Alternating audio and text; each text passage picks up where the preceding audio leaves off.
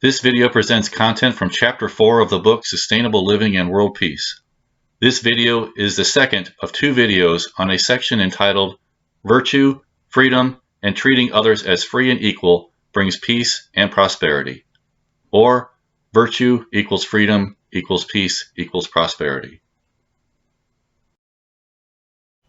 The Founding Fathers had the key to not just freedom, but also peace and prosperity. Exercising our God-given right to freedom and respecting it in others is a God-given path to peace and prosperity for humans. Can we treat people as free and equal and live our lives without hindering or interfering with their peaceful life pursuits, while still wishing the best for them in all aspects of their lives? We can expect this type of treatment from other people within the United States, and we are able to live in peace and prosperity by embracing our diversity, freedoms, and independence. Other countries and other groups are made up of people just like the United States. We should be striving to find a way we can treat other people as we do in the United States, since this treatment is based on our view that all people are created equal and free and endowed with unalienable rights by our Creator. We must also remember that people are born free, independent, and equal by design. Although freedom is a natural human gift and attribute, experiencing freedom has certainly not always been free and has required effort in its preservation, in part due to people's repeated failure to fully acknowledge our natural state of freedom. Additionally, realizing equal treatment has proven not always to be easy, even in a nation founded on equality and human liberties. It takes every individual's and every generation's ongoing thought and reflection on the meaning of human equality and freedom to continue our progression toward the realization of equal treatment and peace for all people. Realize that since freedom is a natural human condition granted by God, efforts by government or any party to deny a virtuous people of liberty is in itself unsustainable. 3 theories of international relations were introduced earlier in this book. Recall that realism asserts there is essentially anarchy among countries in their relationships with each other. Since there is no higher authority above the level of sovereign nations, each nation is driven by self-interest in its interactions with other nations. Other than an actual institution such as the United Nations providing a perceived yet very limited authority, can we think of some other connective influence above the level of nations? A superior power and potency would be on a human level, which transcends the level of nations and institutions. Human virtue can provide the foundation for all people and all nations to live peacefully together with sustainable and prosperous economies.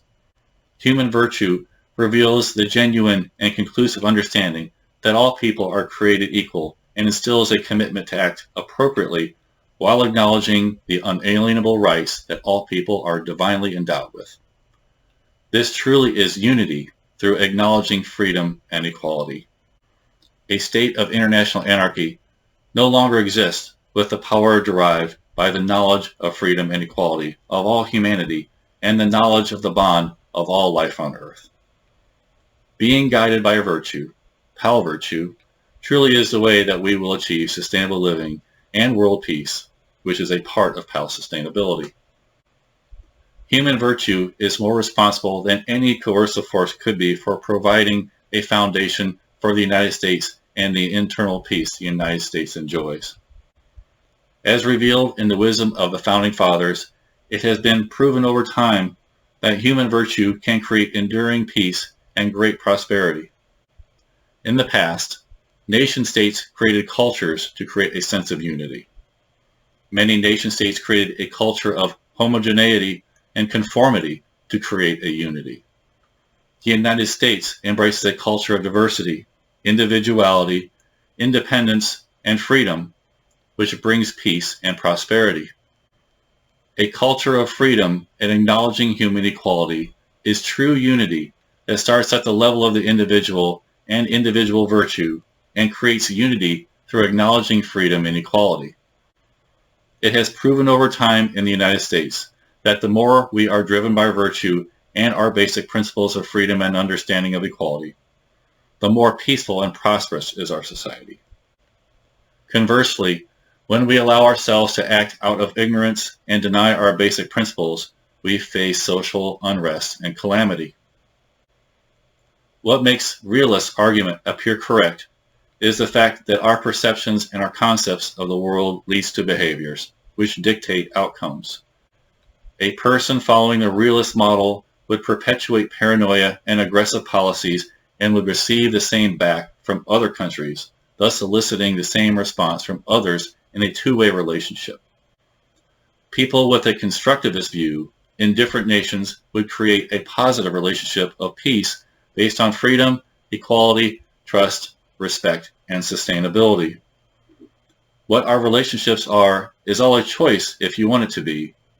It is easy for someone to say that achieving and maintaining world peace is difficult or impossible to do.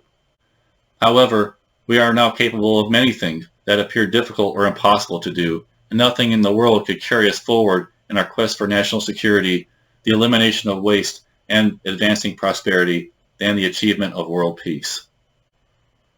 Consider that the practice of slavery was the norm throughout most of human history and was only relatively recently eliminated through the understanding of virtue and acceptance of the truth of freedom and equality. Most people of the past, with an abhorrence of slavery, may have never conceived that a future where slavery would cease to exist could actually happen, and yet it did happen. Now, violence and conflict are the norm like they have always been, and it may be difficult to believe that world peace is attainable as we witness the events of today. However, we should understand that our future does not have to be based on negative inertia of the past. It should be based on virtue and truth and not on ignorance. Constructivism accounts for human will and understanding where we are not controlled by the inertia of past ignorance.